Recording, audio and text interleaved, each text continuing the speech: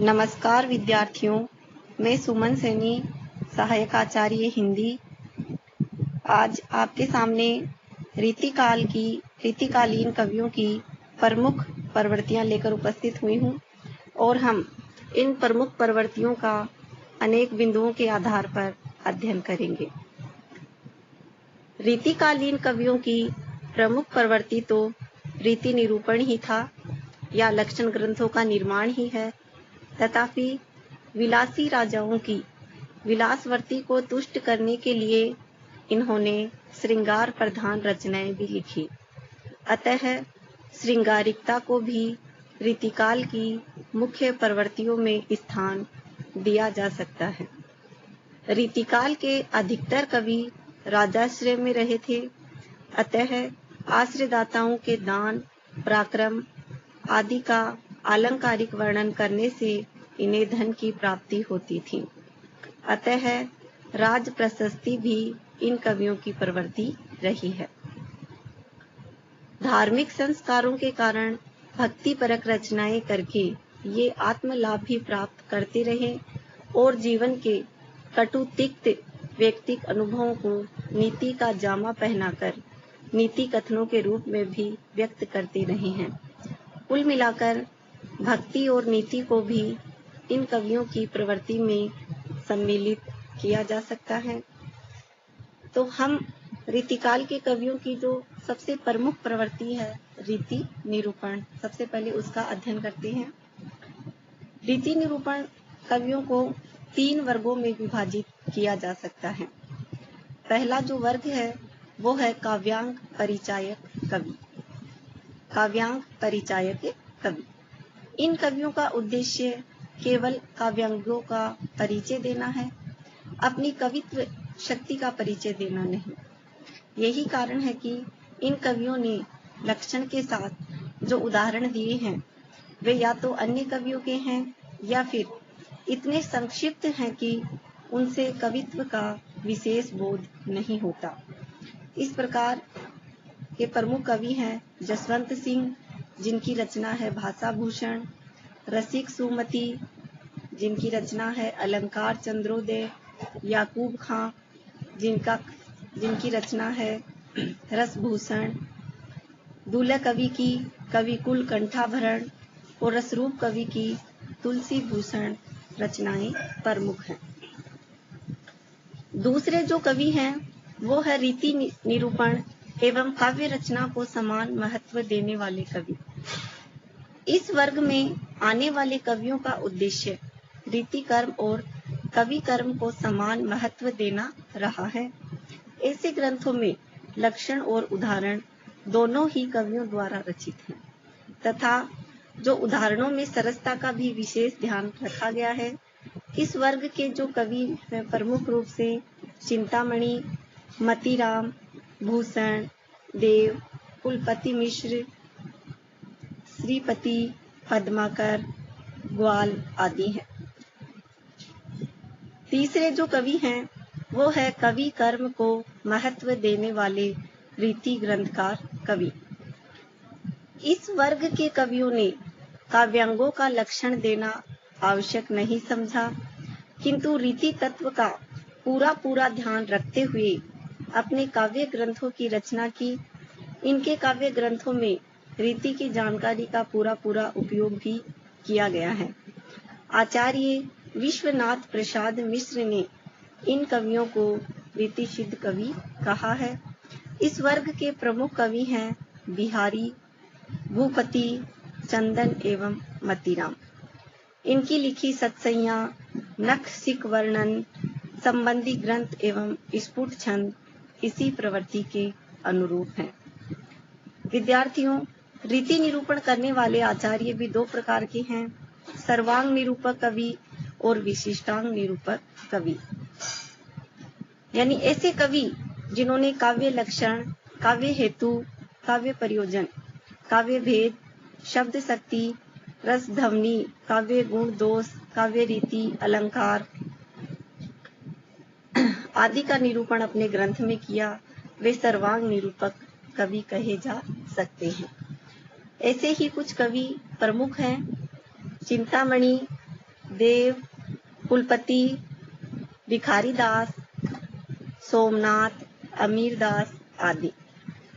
विशिष्टांग निरूपक कवियों ने किसी एक काव्यांग यानी काव्य के किसी एक अंग, चाहे वह रस हो, अलंकार या छंद का विवेचन किया। कहीं कहीं इनमें से रस अलंकार का विवेचन एक साथ भी किया गया है, जैसे देव के भाव विलास में तथा याकूब खां के रस भूषण में। यह रीतिकालीन साहित्य की प्रमुख प्रवृत्ति है। दूसरी जो प्रवृत्ति है वो है श्रृंगारिकता। रीतिकाल के इन कवियों का श्रृंगार वर्णन एक ओर तो शास्त्रीय बंधनों से युक्त है, तो दूसरी ओर विलासी आश्रयदाताओं की प्रवृत्ति ने इसे उस सीमा तक पहुंचा दिया जहां यह अश्लीलता का भी संस्पर्श करने लगा। नायक नायिका भेद का निरूपण प्रायः इसी के अंतर्गत किया गया है। वस्तुतः इन कवियों को वह दरबारी वातावरण प्राप्त हुआ जिसमें व्यक्ति की दृष्टि विलास के समस्त उपकरणों के संग्रह की ओर ही रही। निर्द्वंद भोग में ही जीवन की सार्थकता समझी गई।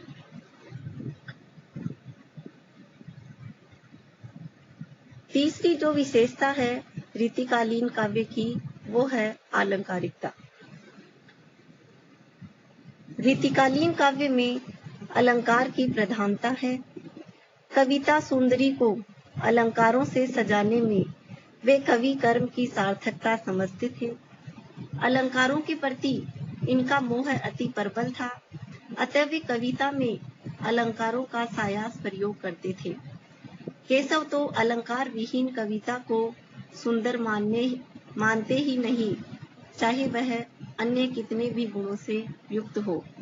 केशव ने कहा है, यद्यपि सुजाति सुलक्षणी सुबरन सरस सुवृत भूषण विनु न विराजई कविता वनिता नित्य। कल्पना की ऊंची उड़ान, चमत्कार प्रदर्शन की प्रवृत्ति एवं पांडित्य प्रदर्शन रीतिकालीन काव्य में अलंकारिकता के कारण ही आया है। यमक, श्लेष, अनुप्रास जैसे शाब्दिक चमत्कार की सृष्टि उसमें पर्याप्त की गई है, तो दूसरी ओर उसमें उपमा, रूपक, उत्प्रेक्षा और अतिशोक्ति जैसे भाव निरूपक अलंकारों का भी सुंदर प्रयोग हुआ है। विशेष रूप से कवि बिहारी का अलंकार निरूपण भावोत्कर्ष में सहायक एवं आकर्षक है। रीतिकालीन कवियों के लिए अलंकार शास्त्र की जानकारी एक अनिवार्यता थी, क्योंकि इसके बिना उसे सम्मान मिलना कठिन था। परिणामतः इस काल में अलंकारिकता खूब फली फूली और अलंकार जो कविता के साधन हैं वो इस काल में साध्य बन गई। अगली जो विशेषता है वो है आश्रयदाताओं की प्रशंसा। क्योंकि रीतिकाल के अधिकांश कवि राज दरबारों में आश्रय प्राप्त थे। बिहारी, देव, भूषण, सूदन, केशव आदि सभी प्रसिद्ध कवि राज दरबारों से वृत्ति प्राप्त करते थे। अतः यह स्वाभाविक था कि वे अपने आश्रयदाताओं की प्रशंसा में काव्य रचना करते। देव ने अपने आश्रयदाता भवानी सिंह की प्रशंसा में भवानी विलास लिखा, तो सूदन ने भरतपुर के राजा सुजान सिंह की प्रशंसा में सुजान चरित की रचना की।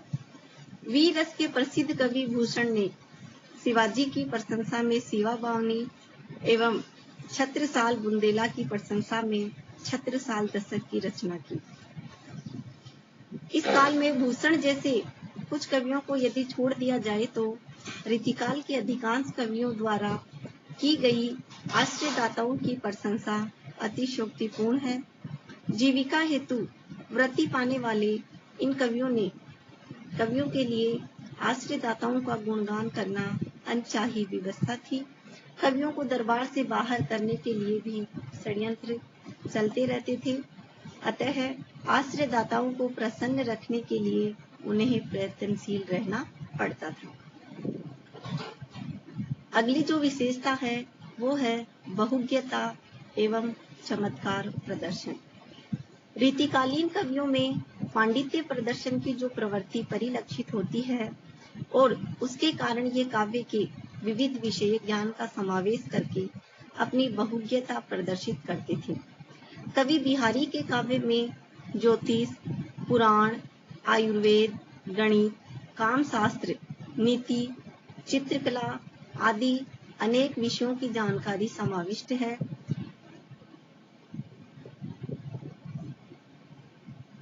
अगली जो विशेषता है वो है भक्ति एवं नीति। डॉक्टर नगेंद्र ने कहा है कि रीतिकाल का कोई भी कवि भक्ति भावना से हीन नहीं है, हो भी नहीं सकता था, क्योंकि भक्ति उसके लिए मनोवैज्ञानिक आवश्यकता थी। भौतिक रस की उपासना करते हुए उनके विलास जर्जर मन में इतना नैतिक बल नहीं था कि भक्ति रस में अनास्था प्रकट करे अथवा सैद्धांतिक निषेध कर सके। राधा कृष्ण के नाम पर लिखी गई रचनाओं में भक्ति भावना प्रमुख न होकर श्रृंगार भावना प्रमुख है। रीतिकाल के प्रतिनिधि कवि बिहारी की कृति सतसई में 70 दोहे भक्ति भावना के हैं और उसमें नीति संबंधी उक्तियां भी पर्याप्त मात्रा में मिलती हैं। अगली जो विशेषता है रीतिकालीन साहित्य की, उसमें है नारी भावना। रीतिकालीन काव्य का केंद्र बिंदु नारी चित्रण ही रहा है। नायिका के नक्सिक चित्रण में उन्होंने अधिक रुचि दिखाई है। नारी के बाह्य रूप के निरूपण में ही उनकी वृत्ति अधिक रमी है। उनके समक्ष नारी का एक ही रूप था, विलासिनी प्रेमिका का, अतः वे अन्य पक्षों की ओर से उदासीन रहे। नारी को वे भोग विलास का उपकरण मात्र समझते थे, अतः उनके रूपों, अन्य रूपों जैसे नारी के अन्य जो रूप हैं, गृहिणी, माता, भगिनी, देवी आदि का चित्रण उन्होंने नहीं किया। नारी के प्रति इस एकांकित दृष्टि के कारण वे उसकी सामाजिक महत्ता एवं उसकी श्रद्धा समन्वित गौरवमयी मूर्ति का चित्रण करने में समर्थ नहीं हुए। नारी के प्रति उनका यह दृष्टिकोण तत्कालीन वातावरण एवं परिवेश से ही अनुप्राणित था। आचार्य हजारी प्रसाद द्विवेदी के अनुसार यह नारी कोई व्यक्ति या समाज के संगठन की इकाई नहीं है, बल्कि सब प्रकार के बंधनों से यथासंभव मुक्त विलास का एक उपकरण मात्र है। अगली जो विशेषता है या जो प्रवृत्ति है रीतिकाल की, वो है प्रकृति चित्रण। रीतिकाल में आलंबन रूप में प्रकृति चित्रण प्रायः बहुत कम हुआ है, जबकि अलंकारिक रूप में तथा उद्दीपन रूप में अधिक हुआ है। परंपरागत रूप में षड ऋतु वर्णन एवं 12 मासे का चित्रण भी उपलब्ध होता है, किंतु उसमें मौलिकता एवं नवीनता नहीं है। बिहारी, देव, मतीराम, भिखारीदास आदि कवियों ने प्रकृति चित्रण इसी प्रकार से किए हैं।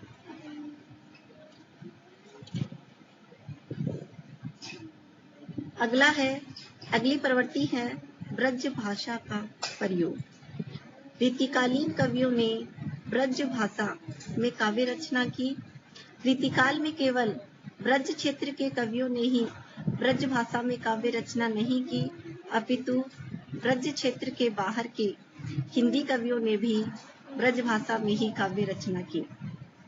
स्पष्ट है कि रीतिकाल तक आते आते ब्रज भाषा व्यापक काव्य रूप में स्वीकृत हो चुकी थी। रीतिकालीन ब्रज भाषा अपने शब्द सौष्ठव, आनुप्रासिकता, मधुरता एवं पद लालित्य के कारण काव्य भाषा के लिए पूर्ण उपयुक्त बन चुकी है। ये थी रीतिकाल की काव्य की प्रवृत्तियां। धन्यवाद।